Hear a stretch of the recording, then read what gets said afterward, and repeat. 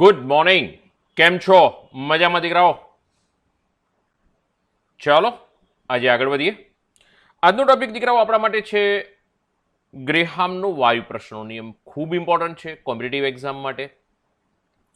ગ્રેહામનો વાયુ પ્રસરણનો નિયમ દીકરાઓ ખૂબ સારો ટોપિક છે.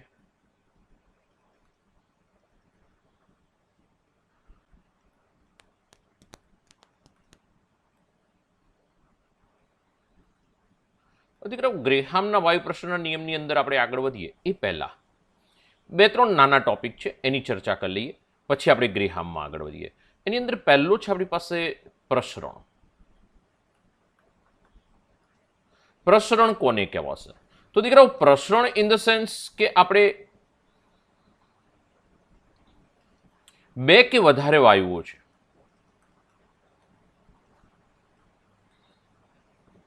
નું મિશ્રણ થાય અને એ જો સમાંગ મિશ્રણ બનાવે છે. કેવું મિશ્રણ બનાવે? સમાંગ. હંમેશા જ્યારે વાયુનું મિશ્રણ થાય ને ત્યારે દીકરાઓ એ સમાંગ મિશ્રણ બનાવશે. સમાંગ મીન્સ કે એકરૂપ મિશ્રણ બનાવશે. અર્થ સમજો કે મારી પાસે ધારો કે આ રીતે બે ગોળા છે. આ ગોળાની અંદર આપણે એમ કહીએ કે અહીંયા આગળ વાયુ એ ભરેલો છે,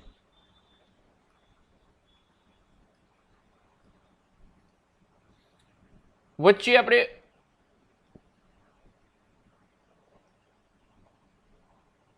કોક રાખીએ જેથી વાયુનું પ્રસરણ આ બાજુ થઈ શકે નહીં. બરોબર છે. અને બીજા પાત્રની અંદર આપણે વાયુ બી ભરી દઈએ.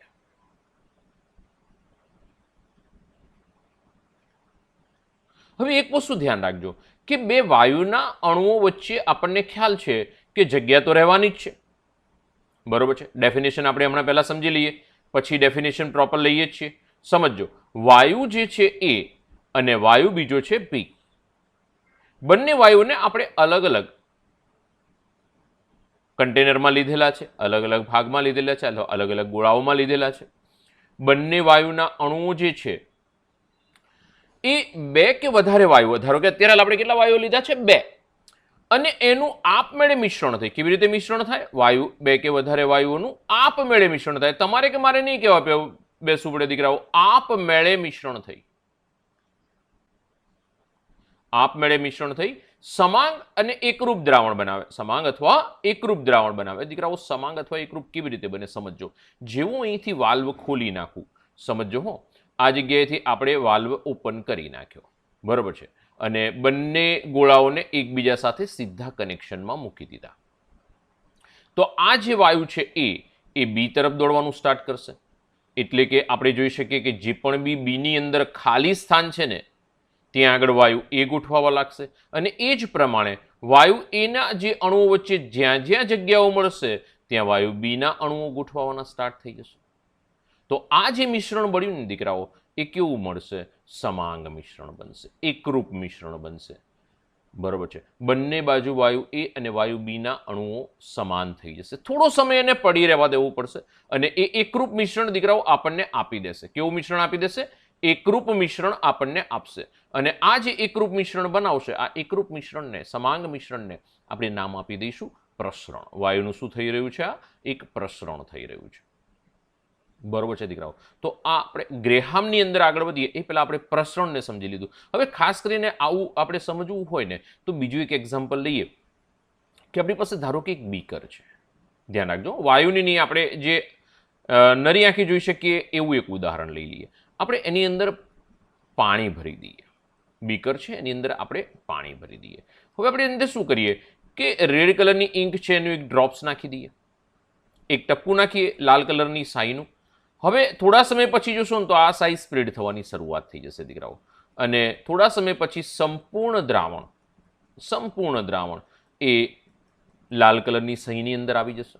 એટલે કે આપણે જોઈ શકીએ છીએ કે આ શું થઈ રહ્યું છે એનું, તો કે આ જે થઈ રહ્યું છે સાઈનું શું થઈ રહ્યું છે? પ્રસરણ થઈ રહ્યું છે. શું થઈ રહ્યું છે? પ્રસરણ થઈ રહ્યું છે. તો દીકરાઓ પ્રસરણની ઘટના આપણે આ રીતે સમજીએ તો થોડીક વધારે સરળતાથી સમજી શકાશે. ફરીથી આપણે ડેફિનેશન બોલીએ. પ્રસરણ એટલે શું? બે કે વધારે વાયુઓનું આપમેળે મિશ્ર થઈ સમાંગ અથવા એકરૂપ મિશ્રણ જે બનાવે એને શું નામ આપવામાં આવે છે? પ્રસરણ નામ આપવામાં આવે છે. કેવી રીતે પ્રસરણ થાય છે ઘટના આપણે જોઈ લીધી દીકરાઓ. હવે બીજી એક વસ્તુ પણ ધ્યાનમાં રાખીશું. મારી પાસે ધારો કે બે વાયુઓ છે. ફરીથી ઉદાહરણ લઉં, ધ્યાન રાખજો. કન્ટેનર લઈ લઈએ.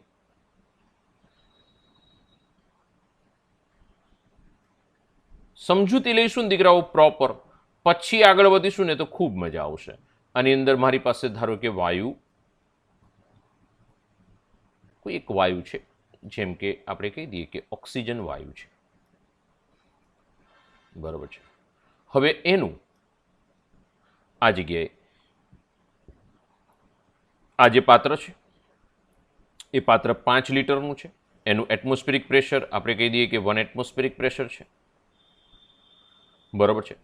હવે આ બાજુ છે એ વાયુ આપણે નાઇટ્રોજન લઈ લઈએ કે આ બાજુ N2 વાયુ છે. નાઇટ્રોજન વાયુ આ બાજુ પ્રસરણ પામવાની શરૂઆત કરશે, ધીમે ધીમે કરતા આ બાજુ જશે. ક્યાં સુધી પ્રસરણ પામશે? અને એનું પણ એટમોસ્ફિરિક પ્રેશર આપણે એમ કહીએ 1 એટમોસ્ફિરિક પ્રેશર છે. એ જ પ્રમાણે ઓક્સિજન પણ આ બાજુ પ્રસરણ પામશે દીકરાઓ, ધીમે ધીમે ધીમે ધીમે કરતા.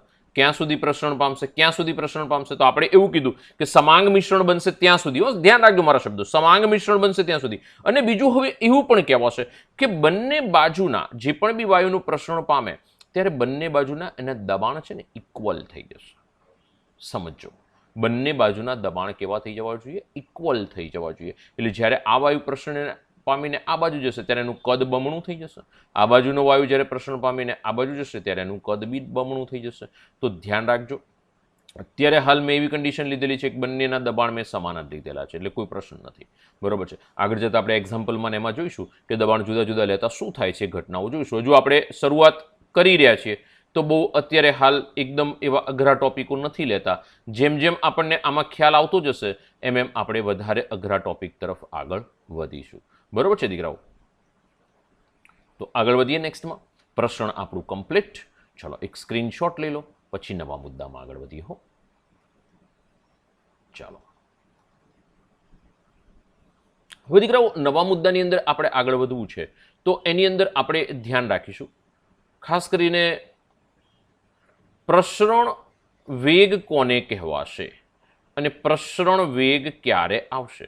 તો પ્રસરણ વેગની ચર્ચા કરવા માટે જઈએ તો પ્રસરણ વેગમાં દીકરાઓ જઈએ તો આપણી પાસે પ્રસરણ વેગમાં સૌથી પહેલા કે જ્યારે વાયુઓનું સમાંગ મિશ્રણ થાય ને, આપણે એમ કહી રહ્યા છીએ કે આ એક પાત્ર છે, આ બાજુ એક બલ્બ છે, બીજી બાજુ બલ્બ છે, એકની અંદર વાયુ એ ભરેલો હતો, બીજીની અંદર વાયુ બી ભરેલો હતો. સમજો, આની અંદર આપણે ધારો કે વાયુ એ ભરી દીધો, બંને પાત્રમાં પ્રસરણ થઈ ગયું છે.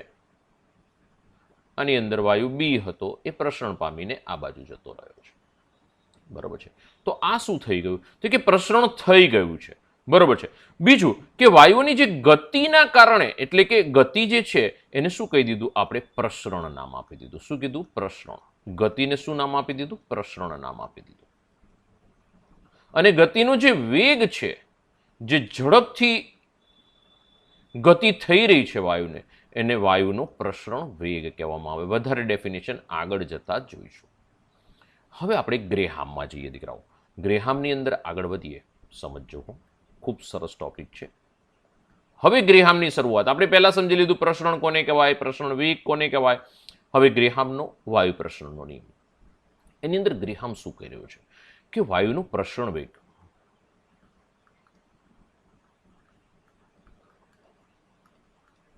વાયુની ઘનતાના વર્ગમૂળના વ્યસ્ત પ્રમાણમાં હશે. હવે દીકરાઓ આપણે છે ને અહીં વાયુનો પ્રસરણ વેગ લીધો ને ત્યાં આગળ આપણે ઘનતાને ક્યાંય ધ્યાનમાં લીધેલી નથી. આપણે એવું નથી કીધું જેની ઘનતા વધારે હોય એનો પ્રસરણ વેગ. હવે એમ થાય સાહેબ ઘનતા, હા દીકરાઓ ઘનતાને આપણે આ ચેપ્ટરની એટલે આ ટોપિકની અંદર બહુ ધ્યાન રાખીને આગળ વધારીશું. ઘનતા બરાબર દળ ભાગ્યા કદ.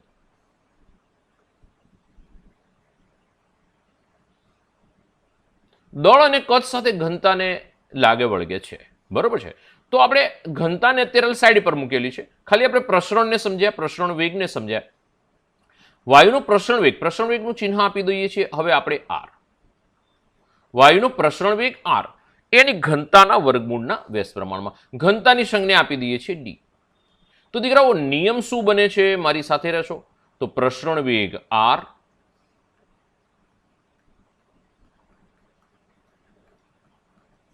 એ વાયુની ઘનતાના વર્ગમૂળના વ્યસ્ત પ્રમાણમાં છે.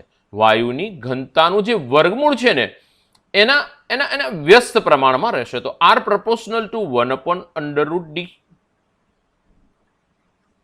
ધ્યાન રાખજો. તો આ આપણી પાસે વાયુનો પ્રસરણ વેગ આર એની ઘનતાના ઇક્વલ કર્યું છે, પ્રપોર્શનલ આવશે દીકરાઓ. બરાબર છે. તો વાયુની ઘનતાના વ્યસ્ત પ્રમાણમાં છે. ચલનની નિશાની કાઢીશું, પછી આપણે અચળાંક મૂકી દઈશું. તો દીકરાઓ બે વાયુઓ લઈએ.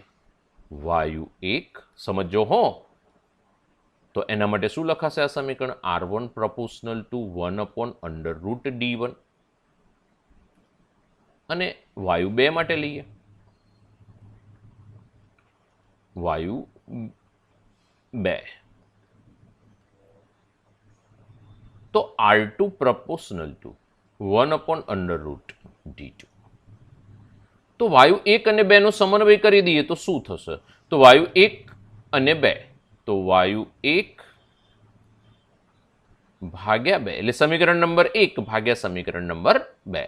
તો આવું થઈ જશે દીકરાઓ. R1 ડિવાઇડેડ બાય R2 બરાબર 1/√d1 1/√d2. ભાગ્યાના ભાગ્યા ગુણકમાં જતા રહેશે, આ ડિવાઇડમાં જતા રહેશે અને રૂટ તો જશે છે. બરોબર છે. તો દીકરાઓ અહીં આગળ R1 divided by R2 is equal to 1/√d1 divided by 1/√d2. તો આ એક સિમ્પલ આવી ગયું. હવે આપણે આ જ યાદ રાખીશું કે R1 ડિવાઇડેડ બાય R2 બરાબર √d2/d1. Most important equation. પ્રસરણ વેગ આર અને ઘનતાને અનુલક્ષીને સમીકરણ.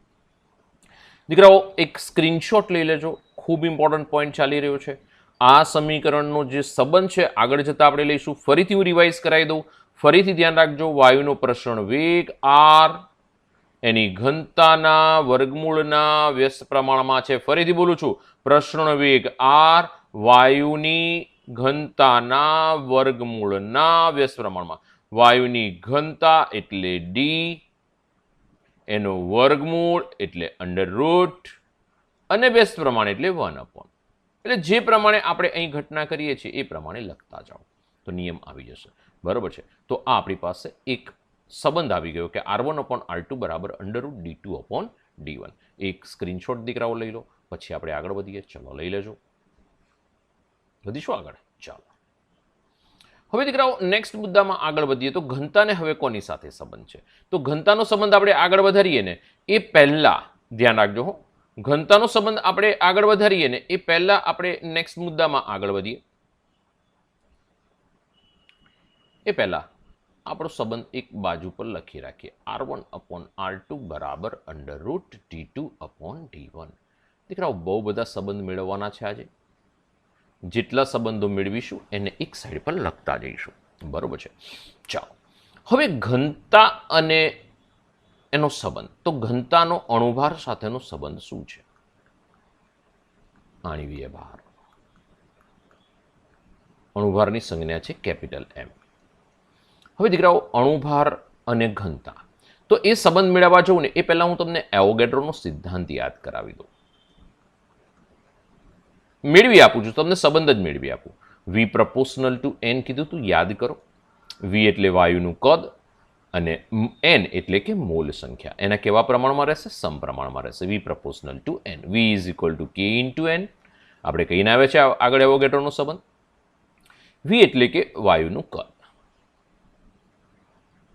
K, N એટલે કે મોલ. મોલ બરાબર વજન ભાગ્યા અણુભાર અથવા દળ ભાગ્યા અણુભાર. બરાબર છે. અણુભારની સંજ્ઞા છે M, વજનની સંજ્ઞા છે સ્મોલ m અને કદ છે એટલે આપણે એને સંજ્ઞામાં લઈ રહ્યા છીએ V. ચાલો તો અણુભાર m બરાબર આવું કહી શકાશે કે multiply by m upon v. બરોબર છે. તો m અપોન v એટલે કે દળ ભાગ્યા કદ. સમજો તો ઘનતા d બરાબર શું આવશે? દળ ભાગ્યા કદ. એટલે કે m અપોન v. સમજો m અપોન v ક્યાંથી ક્યાં આવી ગયા? ધ્યાન રાખજો. m અપોન v આવી ગયા. m અપોન v, d બરાબર m અપોન v, દળ ભાગ્યા કદ. બરોબર છે. તો અણુભાર m it is equal to, અણુભાર આપણે લેવા જઈએ છીએ, ફરીથી સમજો દીકરાઓ, અણુભાર m it is equal to k into d. હવે k ને હું કાઢી નાખીશ તો અણુભાર m પ્રપોર્શનલ ટુ d. તો અણુભાર પ્રપોર્શનલ ટુ ઘનતા. સમજો હો દીકરાઓ, એક ઇમ્પોર્ટન્ટ રિલેશનશિપ છે અને આને આપણે ધ્યાનમાં રાખીશું. આગળ જતા હું આનો ઉપયોગ ડાયરેક્ટ કરવાનો છું હવે. ઓકે, ચાલો. તો હવે દીકરાઓ ડી પ્રપોર્શનલ ટુ એમ થઈ ગયું. સમજો, ડી પ્રપોર્શનલ ટુ એમ. તો વાયુ એ માટે શું બનશે? ચલો આપણે વાયુ 1 અને વાયુ બી માટે લખવા જઈએ, 2 માટે લખવા જઈએ. તો વાયુ 1 માટે સંબંધ શું બને? તો વાયુ 1 માટે આવું લખાશે, D1 પ્રપોર્શનલ ટુ M1. અને વાયુ 2 માટે શું લખાશે? તો વાયુ 2 માટે લખાશે D2 પ્રપોર્શનલ ટુ M2. બહુ ધ્યાન રાખજો હો ભાઈ, સંબંધ મેળવી દીધો છે. નીચે આ સંબંધ મેળવીને આવ્યા આપણે. એમ ના થાય કે સંબંધ ક્યાંથી આવી ગયો સાહેબ. બરોબર છે. ડી પ્રપોર્શનલ ટુ એમ, તો D1 proportional two M1, D2 proportional two M2. હવે સમીકરણ નંબર 1 સંબંધ 1 ભાગ્યા સંબંધ 2 કરીએ એટલે વાયુ 1 નું સમીકરણ ભાગ્યા વાયુ 2 નું સમીકરણ. તો D1 અપોન D2 બરાબર M1 અપોન M2. તો આપણે એવું પણ કહી શકીએ કે તાપમાન અને દબાણની સમાન પરિસ્થિતિ. શબ્દ ધ્યાન રાખજો, સમાન પરિસ્થિતિ. તાપમાન અને દબાણ આપણે બદલતા નથી. તાપમાન અને દબાણની સમાન પરિસ્થિતિએ વાયુની ઘનતાનો ગુણોત્તર એના અણુભારના ગુણોત્તરને સમાન છે. ધ્યાન રાખજો, વાયુ 1 અને 2 ની ઘનતાનો ગુણોત્તર એના અણુભારના ગુણોત્તરને કેવો થઈ ગયો છે? સમાન થઈ ગયો છે. તો દીકરાઓ અહીંયા આગળ આપણે એવું પણ કહી શકીએ હવે કે R1 અપોન R2. ધ્યાન રાખજો, હવે પછીનો સંબંધ આપણે આવું કહીને આવ્યા છે કે R1 અપોન R2 બરાબર under route D2 upon D1 બરાબર under route M2 upon M1. એક નવો સંબંધ આવી ગયો દીકરાઓ. આ સંબંધને લઈને દીકરાઓ આગળ જ જવાનું છે. હજુ આપણે આને વધારીશું, હજુ આપણે આને વધારવાનો છે આ સંબંધને. બરોબર છે. આ સંબંધને આપણે બ્રેકઅપ નથી આપવાનો. આ સંબંધ હજુ આપણે વધારવાનો. જો કહું એટલે સ્ક્રીનશોટ લેજો. R2 લખી નાખીશું અહીંયા આગળ. બરોબર છે. તો દીકરાઓ અણુભાર સાથેનો સંબંધ આપણે બિલ્ટઅપ કરી દીધો. તો ડાયરેક્ટ પણ આવું લખી શકાશે. ડાયરેક્ટ આવું પણ લખી શકાય કે R1 અપોન R2 બરાબર under route M2 upon M1. આ બી ખોટું નથી, ધ્યાન રાખજો. આમ ડાયરેક્ટ પણ લખી શકાશે. બરોબર. હું આનો ઉપયોગ વધારે કરીશ. બરોબર છે. એટલે ટૂંકમાં બંને સંબંધો આવી જાય. ઓકે, ચલો. અણુભારને અનુલક્ષીને આપણે એક સંબંધ આવી ગયો. ફરીથી કહું છું, એવોગેડ્રોનો નિયમ શું હતો આપણી પાસે? V proportional two N. એટલે કે તાપમાન અને દબાણની સમાન પરિસ્થિતિ. યાદ રાખો, વાયુનું કદ એની મોલની સંખ્યાના સમપ્રમાણમાં હતું. V proportional two N, V is equal to K into N. V એટલે કદ, N એટલે વાયુના મોલ. મોલ બરાબર વજન ભાગ્યા અણુભાર. વજનની સંજ્ઞા આપણે M લઈ લીધી, અણુભાર M લઈ લીધો, કેપિટલ M. એ પ્રમાણે આપણે આગળ વધ્યા તો V ને નીચે લઈ લીધું તો આ ડેન્સિટી થઈ ગઈ. ધ્યાન રાખજો. બરોબર છે. તો સંબંધ આપણને મળી ગયો M પ્રપોર્શનલ ટુ D. તો વાયુનો અણુભાર એની ઘનતાના સમપ્રમાણમાં છે. એટલે કે બે વાયુઓ લઈએ છીએ તો બંનેની ઘનતાનો ગુણોત્તર એના અણુભારના ગુણોત્તરને કેવો થઈ જશે? સમાન થઈ જશે. બરોબર છે. પણ ક્યારે? તાપમાન અને દબાણની સમાન પરિસ્થિતિ. તો ગ્રેહામનો જે વાયુ પ્રશ્નનો નિયમ ચાલી રહ્યો છે દીકરાઓ, એ આપણે તાપમાન અને દબાણની સમાન પરિસ્થિતિ. ફરીથી ગ્રેહામનો નિયમ બોલું છું, ધ્યાન રાખો છો. તાપમાન અને દબાણની સમાન પરિસ્થિતિએ વાયુનો પ્રસરણ વેગ R એની ઘનતાના વર્ગમૂળના વ્યસ્ત પ્રમાણમાં. તાપમાન અને દબાણની સમાન પરિસ્થિતિએ બે વાયુની ઘનતાનો ગુણોત્તર એના અણુભારના ગુણોત્તરને સમાન છે. બરોબર છે. તો આને આપણે આ જે છે એને આપણે ગ્રેહામના નિયમ તરીકે નથી લેતા દીકરાઓ, એની સાથે એક સંબંધ એસ્ટાબ્લિશ કરી રહ્યા છે. દાખલાઓ માટે બહુ જ કામનો આવશે. હજુ તો આપણે સંબંધોમાં આગળ વધવું છે. તો ફટાફટ એક સ્ક્રીનશોટ પહેલા લઈ લો, પછી નવા મુદ્દામાં આગળ વધીએ. ચાલો ચાલો ચાલો, લઈ લીધો દીકરાઓ. ખૂબ મજા આવશે, ખૂબ. વાયુ પ્રસરણનો નિયમ, ગ્રેહામનો વાયુ પ્રસરણનો નિયમ ખૂબ સરસ છે અને એમાં ખરેખર ખૂબ મજા આવે એવી છે. બરોબર છે. ચાલો નેક્સ્ટ મુદ્દામાં આગળ વધીશું. હવે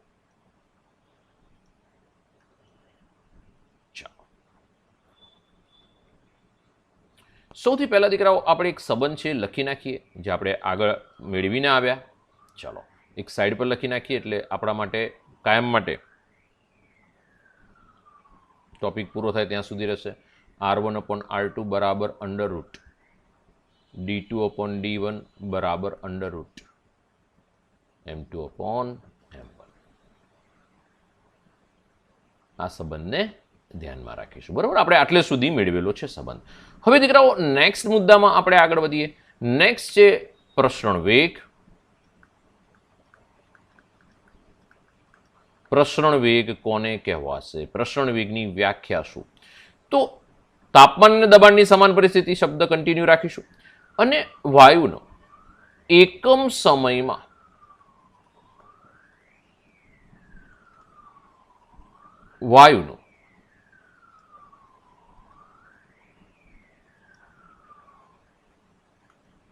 વાયુએ પ્રસરણ પામેલ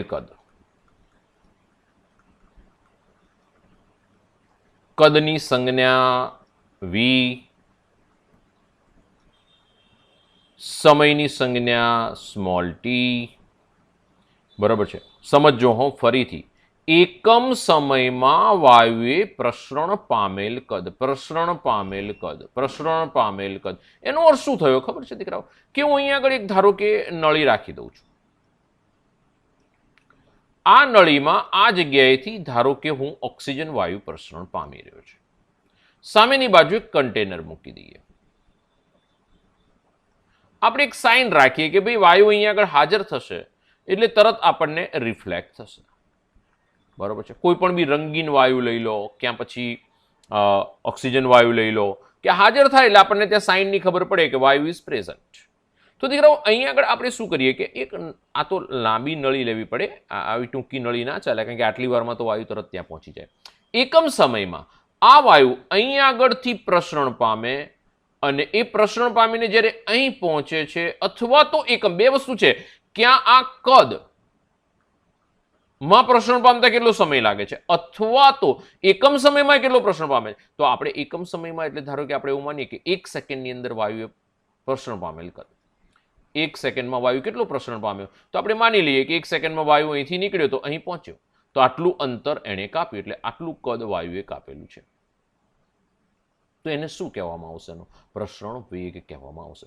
સમજો હો ફરીથી. એકમ સમયમાં વાયુએ પ્રસરણ પામેલ કદ, વાયુનું પ્રસરણ પામેલ કદ, કે જેને શું કહેવામાં આવે છે? પ્રસરણ વેગ આર કહેવાશે. તો આર ઇઝ ઇક્વલ ટુ, ધ્યાન રાખીશું, પ્રસરણ પામેલ વાયુનું કદ ભાગ્યા પ્રસરણ પામવા માટેનો સમય. પ્રસરણ પામેલ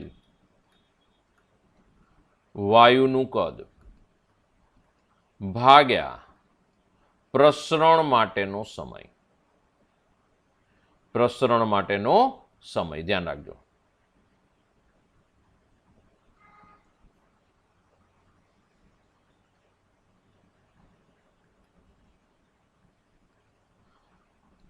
બરોબર છે. તો R is equal to V divided by T. તો આની અંદર આપણે R1 બરાબર તો કે V1/T1 થશે, R2 બરાબર V2/T2 થશે, વાયુ 1 અને 2 માટે. તો આપણે એ લઈને ઉપરના સમીકરણમાં જઈએ, લખી દઈએ પહેલા તો કે R1 બરાબર V1/T1, વાયુ 2 માટે R2 બરાબર V2/T2. આ લઈને આપણે આગળની તરફ ચાલીએ. હવે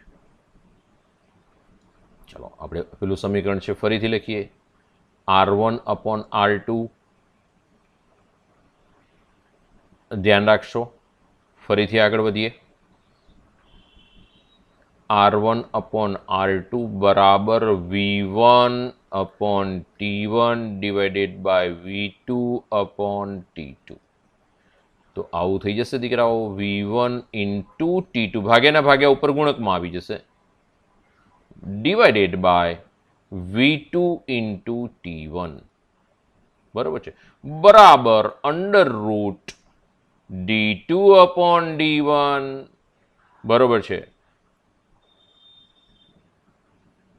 ઇક્વલ ટુ √M2/M1. જ્યાં જો હવે બધી સ્પષ્ટતા કરીએ, M શું છે? વાયુનો અણુભાર છે. ડી શું છે? વાયુની ડેન્સિટી, ઘનતા છે. આર શું છે? વાયુનો પ્રસરણ વેગ છે. બરોબર છે. ટી શું છે? પ્રસરણ પામવા માટેનો સમય છે.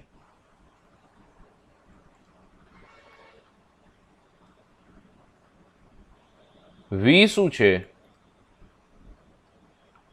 વાયુનું પ્રસરણ માટેનું કદ છે.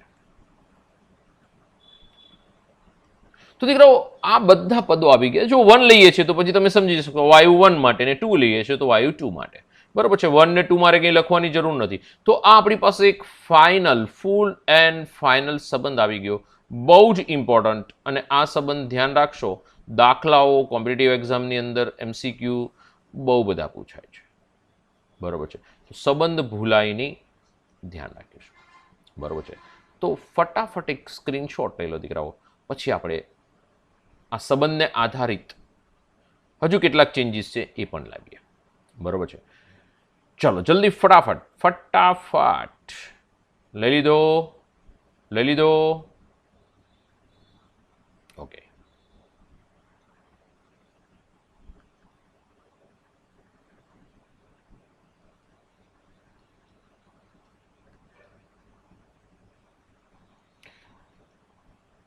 દીકરાઓ આપણી પાસે પહેલો સંબંધ લખી નાખું, પછી બીજી વાત. R1/R2 બરાબર √D2/D1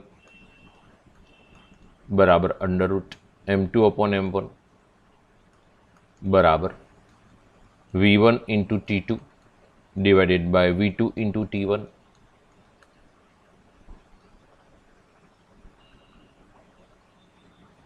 આ એક સંબંધ આવી ગયો. હવે દીકરાઓ એક એક કન્ડિશન લેતા જઈએ. પહેલી કન્ડિશન, જો બે વાયુ પ્રસરણ, બે વાયુઓનું પ્રસરણ કરાવીએ છીએ માટે જો સમાન સમય હોય, સમય કેવો હોય દીકરાઓ? સમાન હોય, એટલે T1 is equal two T2 આવી જશે.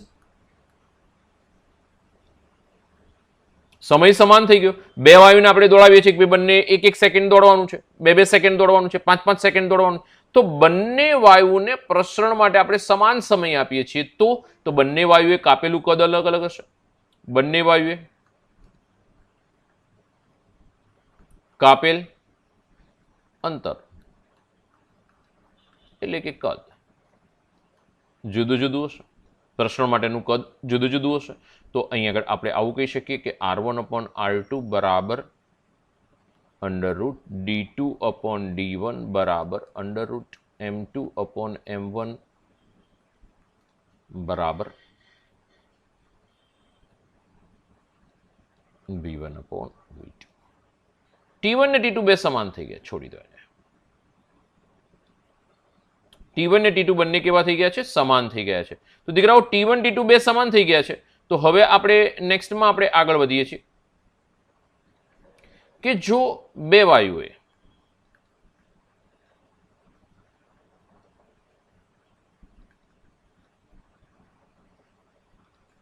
સમાન કદમાં પ્રસરણ પામ્યા હોય,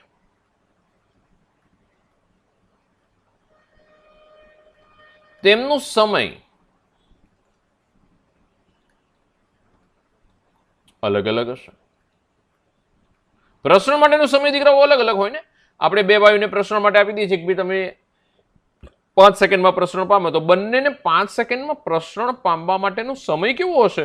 જુદો જુદો. કોઈ આપણને જો એક્ઝામ્પલ આ રીતે સમજી શકાય, બે એક્ઝામ્પલ લેવા હોય તો આપણે એક્ઝામ્પલ આ રીતે લઈ શકીએ કે આ બે રનવે છે, બરોબર છે. બે માણસોને અહીં આગળથી દોડાવવામાં આવે. હવે જો શરૂઆતમાં બંનેને સમય સમાન આપવામાં આવે કે ભાઈ ચલો બંનેને દોડવા માટે 1 મિનિટ આપી દીધી આપણને, આને પણ 1 મિનિટ આપીને આને પણ 1 મિનિટ આપી, સમજો. તો 1 મિનિટમાં આ જે વ્યક્તિ છે અહીંથી નીકળી ગયો, અહીં આગળ પહોંચ્યો, 1 મિનિટમાં આટલે પહોંચી ગયો. બીજી વ્યક્તિ છે એ અહીંથી નીકળી છે, એ અહીં પહોંચી ગઈ.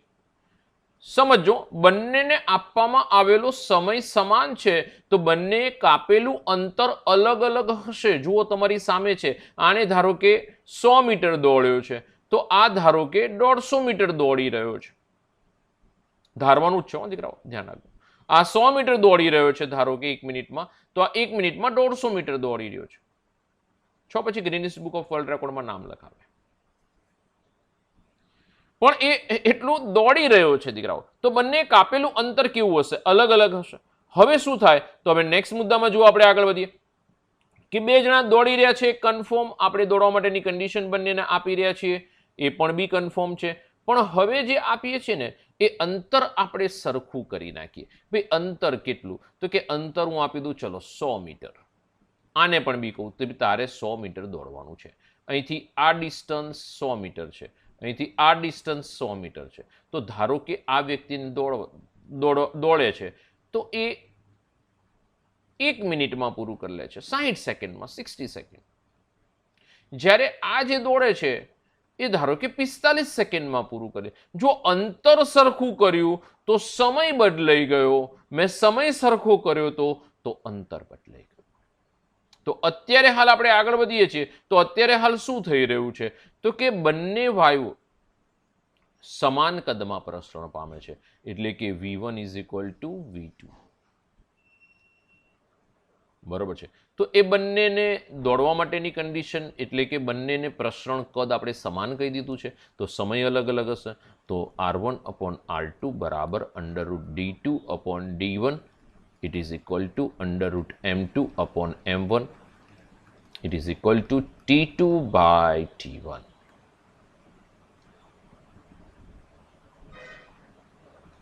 દીકરાઓ, એક સારો સંબંધ છે અને આ સંબંધો 3 આપણે ધ્યાન રાખીશું. મોસ્ટ ઇમ્પોર્ટન્ટ સંબંધ આવી ગયા છે, બરોબર છે. સંબંધ નંબર 1, 2 અને 3. આને યાદ રાખશો તો બધું મળી જશે, બરોબર છે. બધું આની અંદર હાજર છે. ઓકે. એમ કે સમાન સમય તો પછી T1 T2 સરખા થશે, એટલે સામસામે ક્રોસ થઈને ઉડી જશે. સમાન કદ તો V1 V2 બે સમાન થશે, એટલે પછી ઉડી જશે. T2 T1 અલગ અલગ મળશે, બરોબર છે. તો દીકરાઓ, આ આપણને અલગ અલગ આ રીતે એ રહેશે. તો ફટાફટ એક પહેલા સ્ક્રીનશોટ લઈ લો, પછી આપણે આગળ વધીએ.